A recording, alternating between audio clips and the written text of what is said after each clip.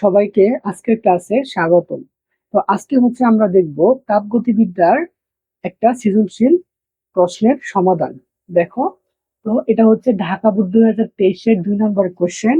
এখানে যদি আমরা উদ্দীপকটা দেখি, উদ্দীপকে কি বলছে দেখো। উদ্দীপকে বলছে হচ্ছে তোমার 56 গ্রাম নাইট্রোজেন গ্যাসকে একটি ইঞ্জিনের সাহায্যে প্রথমে সমুষ্ণ প্রক্রিয়ায় এবং পরে হচ্ছে রুদ্ধতাপীয় প্রক্রিয়ায় আয়তন 3 গুণ করা হলো।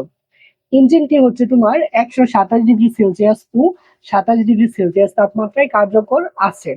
তো এটাই হচ্ছে আমাদের উদ্দীপক। আর হচ্ছে প্রশ্ন কি বলছে যে ইঞ্জিনটির কর্মদক্ষতা নির্ণয় করো।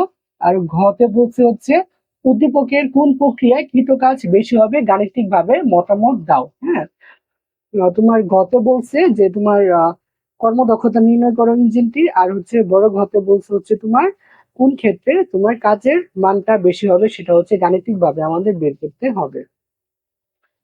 দেখো ঘটা আমরা দেখি। হ্যাঁ, ঘতে কি বলছে যে তোমার ইঞ্জিনটির কর্মদক্ষতা তোমার নির্ণয় করতে হবে। তো কর্মদক্ষতা নির্ণয় করার আগে আমাদের এই সূত্রটা আমাদের মুখস্থ করতে হবে। তো তোমার তাপ ইঞ্জিনের ক্ষেত্রে কর্মদক্ষতা ইটা ইকুয়াল হচ্ছে 1 - Q2/Q1। হ্যাঁ, 1 - Q2/Q1 ইন্টু 100%। হ্যাঁ, তো এটাকে আরেকভাবে লেখা যায় ইটা সমান 1 -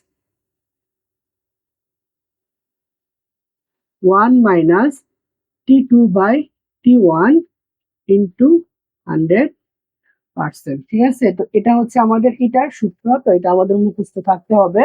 তো এখানে দেখো Q2 এবং Q1টা কি। হ্যাঁ, Q1 দেখো, Q1টা হচ্ছে তোমার গৃহীত তাপ। Q1টা হচ্ছে কি তোমার তাপ উৎস থেকে কতটুকু তাপ গ্রহণ করছে, গৃহীত তাপ। আর Q2, হ্যাঁ, Q2 হচ্ছে তোমার বর্জিত তাপ। হ্যাঁ, তাপ গ্রাহকে বর্জিত তাপ।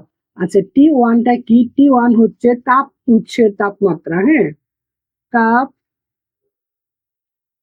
উৎসের তাপমাত্রা, এটা অবশ্যই আমরা কেলভিন স্কেলে নিব। এবং T1টা কি? T1টা হচ্ছে তোমার তাপ গ্রাহকের তাপমাত্রা।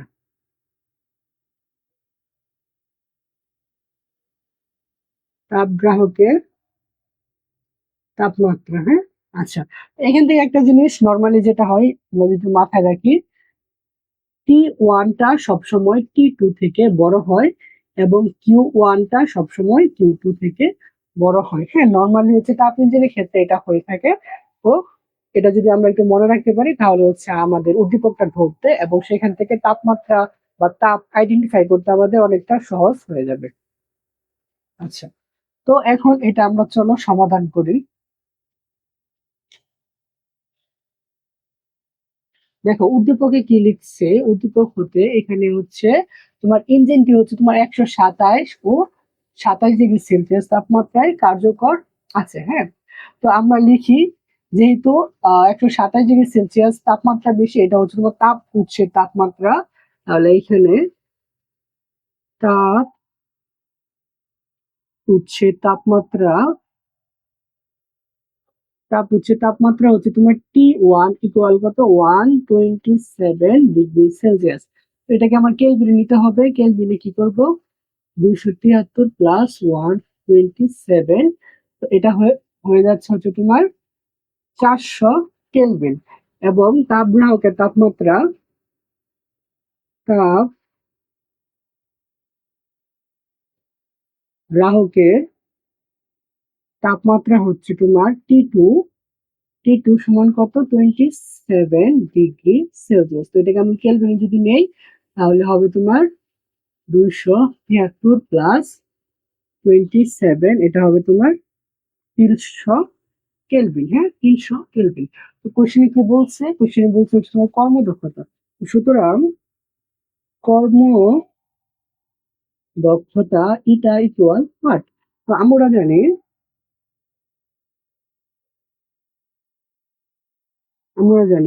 হচ্ছে ইটা ইকুয়াল 1 - T2/T1 ইন্টু 100%। হ্যাঁ, আচ্ছা, এখন মান যদি আমরা বসাই, দেখো 1 মাইনাস T2 এর মান কত?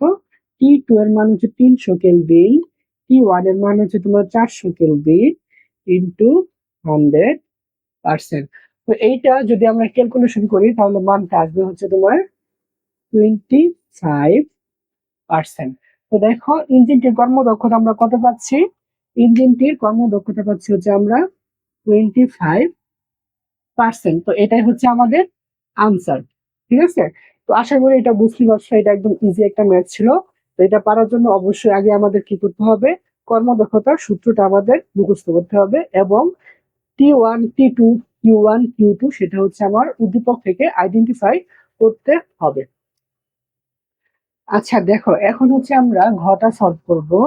তো ঘতে কি বলছে যে হচ্ছে উদ্দীপকের কোন প্রক্রিয়ায় কৃত কাজ বেশি। দেখো, উদ্দীপকে হচ্ছে আমরা দুইটা প্রক্রিয়া দেখতে পাচ্ছি, একটা হচ্ছে তোমার সমষ্ণ প্রক্রিয়া আর একটা হচ্ছে তোমার রুদ্ধতাপীয় প্রক্রিয়া। তো সমষ্ণ প্রক্রিয়া এবং রুদ্ধতাপীয় প্রক্রিয়ায় কাজের যে সূত্রটা সেটা অবশ্যই আমাদের জানতে হবে। তো হচ্ছে দেখো, সমষ্ণ প্রক্রিয়ায় কৃত কাজের সূত্রটা যদি আমরা দেখি, সমষ্ণ প্রক্রিয়ায় কৃত কাজ ডাব্লিউ সমান হচ্ছে এন আর টি লন V2/V1। ঠিক আছে, এটা হচ্ছে আমাদের সমস্ত প্রক্রিয়ায় কৃত কাজের সূত্র। তো এটা আমাদের অবশ্যই মুখস্থ পারতে হবে। আচ্ছা, এনটা কি? এনটা হচ্ছে তোমার এখানে যে তোমার গ্যাসটা থাকবে সেটা এন হচ্ছে মূল সংখ্যা, আর হচ্ছে মূলার গ্যাস ধ্রুবক, টি হচ্ছে তাপমাত্রা, V1 হচ্ছে আদি আয়তন, V2 হচ্ছে শেষ আয়তন। ঠিক আছে, আচ্ছা, আর হচ্ছে তোমার রুদ্ধতাপীয় প্রক্রিয়া কৃত কাজ, এটাও আমাদের মুখস্থ থাকতে হবে। রুদ্ধ তাপীয় প্রক্রিয়ায় কৃত কাজ, রুদ্ধতাপীয় প্রক্রিয়া কৃত কাজ ডাব্লিউ সমান এন আর গামা মাইনাস ওয়ান, হ্যাঁ, T1 minus T2, T1 minus T2, এটা হচ্ছে আমাদের রুদ্ধতাপীয় প্রক্রিয়ায় কৃত কাজের সূত্র। ঠিক আছে, তো এই দুটা সূত্র আমাদের অবশ্যই মুখস্থ পারতে হবে। এখন হচ্ছে যদি কোশ্চেন আসে, যে প্রশ্ন যদি আসে সমস্ত প্রক্রিয়া এবং রুদ্ধতাপীয় প্রক্রিয়া কি, দেখো সমস্ত প্রক্রিয়া হচ্ছে সিস্টেমের তাপমাত্রা সমান থাকবে। কি থাকবে? সিস্টেমের তাপমাত্রা সমান থাকবে। আর রুদ্ধতাপীয় প্রক্রিয়া কোনটা? যে প্রক্রিয়ায় তোমার সিস্টেমের তাপ সমান থাকবে বা তাপমাত্রা চেঞ্জ হতে পারে। হ্যাঁ, যে প্রক্রিয়ায় সিস্টেম থেকে তাপ বাহিরেও যাবে না এবং সিস্টেমেও তাপ ঢুকবে না। ঠিক আছে, যে প্রক্রিয়ার তাপটা সমান থাকবে সেটা হচ্ছে তোমার রুদ্ধতাপীয় প্রক্রিয়া, আর যে প্রক্রিয়ায় তাপমাত্রা সমান থাকবে সেটা হচ্ছে তোমার সমষ্ণ প্রক্রিয়া। তো চলো এটা আমরা সমাধান করি।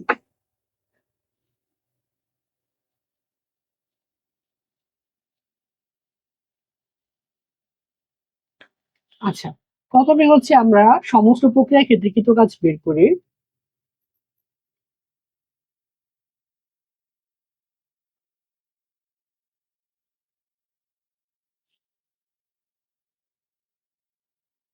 সমস্ত প্রক্রিয়ার ক্ষেত্রে কৃত কাজ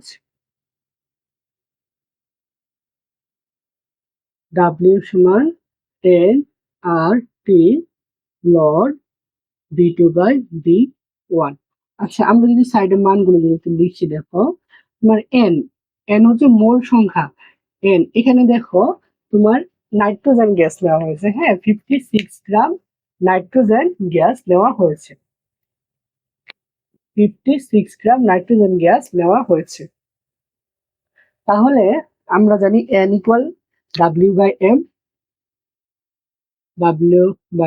ডাব্লিউ হচ্ছে তোমার ভর। তো নাইট্রোজেন গ্যাসের ভর কত? এখানে 56 গ্রাম বলছে, 56। আর এম হচ্ছে তোমার আণবিক ভর। তো নাইট্রোজেনের আণবিক ভর হচ্ছে তোমার 28 গ্রাম, তাহলে এটা হচ্ছে এন এর মান হচ্ছে 2। আর হচ্ছে মোলার গ্যাস ধ্রুবক 8.314 জোল পার মোল পার কেলভিন। আর হচ্ছে ভি ওয়ান হচ্ছে আদি আয়তন। দেখো এখানে কি বলছে যে মানে সমস্ত প্রক্রিয়া ও রুদ্ধতাপীয় প্রক্রিয়ায় আয়তন 3 গুণ করা হলো, মানে আদি আয়তন যদি ধরি আমি ভি, তাহলে হচ্ছে শেষ আয়তন V2 হবে তোমার 3b, যেহেতু 3 গুণ করা হচ্ছে। তো এখন এখানে মান যদি আমরা বসাই, দেখো n এর মান হচ্ছে তোমার 2, আর এর মান হচ্ছে 8.314। আচ্ছা, এখানে তাপমাত্রা, হ্যাঁ তাপমাত্রা টি কত? দেখো সমস্ত প্রক্রিয়ায় তাপমাত্রা কি থাকে? সেম থাকে। তাহলে হচ্ছে ইঞ্জিনটি তোমার 127 ডিগ্রি সেলসিয়াসে কার্যকর ছিল, তো হচ্ছে 127 ডিগ্রি সেলসিয়াস। তো এটাকে আমি কেলভিনে যদি নেই তাহলে হবে তোমার 400 কেলভিন। তো এখন যদি মান বসাই, দেখো 400 ইন্টু লন V2 মানে হচ্ছে তোমার 3v, V1 এর মান হচ্ছে তোমার b। তাহলে এই b কাটা, এটা যদি আমরা ক্যালকুলেশন করি তাহলে দেখি মানটা কত আসে। 7307.09 জুল। তাহলে হচ্ছে আমরা কি পাচ্ছি, যে সমস্ত প্রক্রিয়ায় কৃতকাজ হচ্ছে তোমার 7307.09 জুল। তো আশা করি এটা তোমরা বুঝতে পারছো।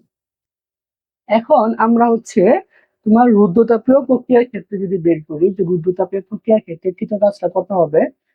দেখো রুদ্ধতাপীয় প্রক্রিয়ার কৃতকাজের সূত্র কি ছিল? ডাব্লিউ সমান এন আর গামা মাইনাস ওয়ান, হ্যাঁ T1 মাইনাস T2। ঠিক আছে, এটা ছিল রুদ্ধতাপীয় প্রক্রিয়ার কৃতকাজ। দেখো এখানে হচ্ছে টি ওয়ান এর মানটা এখানে আছে হচ্ছে 27, এবং T2, হ্যাঁ রুদ্ধতাপীয় প্রক্রিয়ার T2 এর মানটা এখানে নাই, T2 এর মানটা আমাদের লাগবে। তো T2 এর মানটা যদি আমরা বের করতে চাই তাহলে হচ্ছে তোমার রুদ্ধতাপীয় প্রক্রিয়ার কিছু সম্পর্ক আছে, হ্যাঁ। তো এখানে হচ্ছে আয়তনের সাথে তোমার তাপমাত্রার একটা সম্পর্ক আছে, টিবি গামা মাইনাস ওয়ান সমান কে, এই একটা সম্পর্ক আছে। তো এখান থেকে আমরা বের করতে পারবো। দেখো এটা যদি আমরা সলভ করি, এখানে আমরা লিখি T1 V1 gamma minus one equal T2 V2 gamma minus one. আচ্ছা, তো এখানে সাইডে যদি আমরা মানগুলো একটু লিখি, দেখো টি ওয়ান হচ্ছে তোমার 127 ডিগ্রি সেলসিয়াস, বা এটা হচ্ছে 400 কেলভিন। হচ্ছে V1, হ্যাঁ V1 আমরা জানি হচ্ছে তোমার V2টা হচ্ছে তোমার 3v। আর গামা, দেখো গামার মান হচ্ছে তোমার তিনটা মান, হ্যাঁ বহু পরমাণু যদি হয়, মানে 3 পরমাণু বা তার অধিক যদি হয় তাহলে সেটা হচ্ছে 1.33। দ্বিপরমাণু গ্যাসের ক্ষেত্রে হচ্ছে 1.40, এক পরমাণু গ্যাসের ক্ষেত্রে হচ্ছে 1.67। হ্যাঁ আচ্ছা, তো দেখো এখানে যেহেতু নাইট্রোজেন গ্যাস ইউজ করা হয়েছে, তো নাইট্রোজেন হচ্ছে N2 মানে দ্বিপারমাণবিক গ্যাস। তো নাইট্রোজেন গ্যাসের ক্ষেত্রে গামার মানটা হবে তোমার 1.40। এটার গামার মান কত? 1.40। তাহলে দেখো আমার কি লাগবে, আমার হচ্ছে T1টা লাগবে। তাহলে এক কাজ করি, সাইড চেঞ্জ করি, দেখো T2 V2 gamma minus one, T1 V1 gamma minus one. তাহলে হচ্ছে T1টা এই পাশে নিয়ে এসে ভাগ হয়ে যাবে T1, এখানে হচ্ছে উপরে হচ্ছে V1, V2 এই পাশে ভাগ হয়ে যাবে V2, তার পাওয়ার হচ্ছে গামা মাইনাস ওয়ান। এখানে আমার কি লাগবে? T2টা লাগবে। T2, দেখো T1টা এখানে ভাগ আছে, ওই পাশে গুণ হয়ে যাবে। তাহলে হচ্ছে তোমার V1 V2 gamma minus one into T1। এখন যদি মান বসাই, আমার T2 সমান কি হচ্ছে?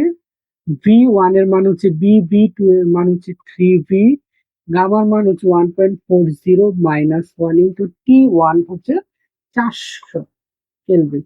তাহলে এইটা যদি আমরা ক্যালকুলেশন করি, এই বি কাটা, তাহলে হচ্ছে আমরা দেখি মানটা কত আসে, 257.75 কেলভিন। হ্যাঁ, তাহলে এটা যদি আমরা ক্যালকুলেশন করি তাহলে মানটা আসবে হচ্ছে 257.75 কেলভিন। আচ্ছা, এখন হচ্ছে কৃত কাজটা যদি বের করি, সুতরাং কৃত কাজ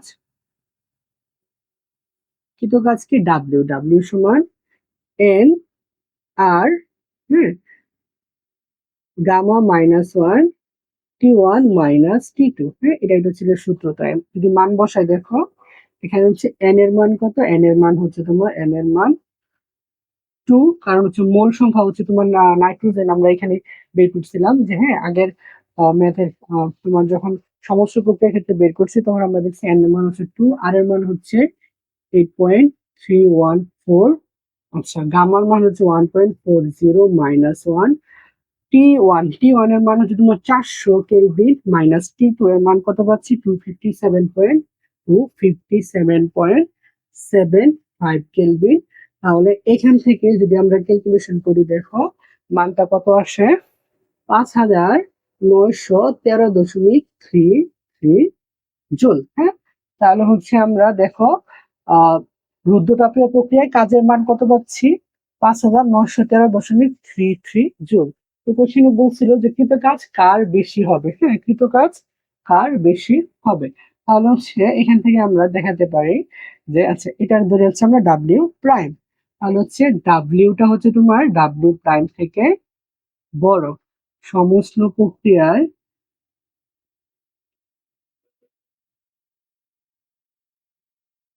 কৃত কাজ বেশি হবে। ঠিক আছে, তো এটাই হচ্ছে আমাদের এই আনসারের সমাধান। তো দেখো এটা আমাদের সলভ করার জন্য কি লাগবে, মেনলি সূত্রগুলো জানতে হবে, আর হচ্ছে সমস্ত প্রক্রিয়ায় কৃত কাজের সূত্র জানতে হবে, রুদ্রতাপীয় প্রক্রিয়ায় কৃত কাজের সূত্র জানতে হবে, এবং উদ্দীপক থেকে আমাদের যে মানগুলো লাগবে সেগুলো আইডেন্টিফাই করতে হবে। তাহলে হচ্ছে আমরা এই ম্যাথটা সমাধান করতে পারবো। তো আশা করি যে তোমরা এটা বুঝতে পারছো।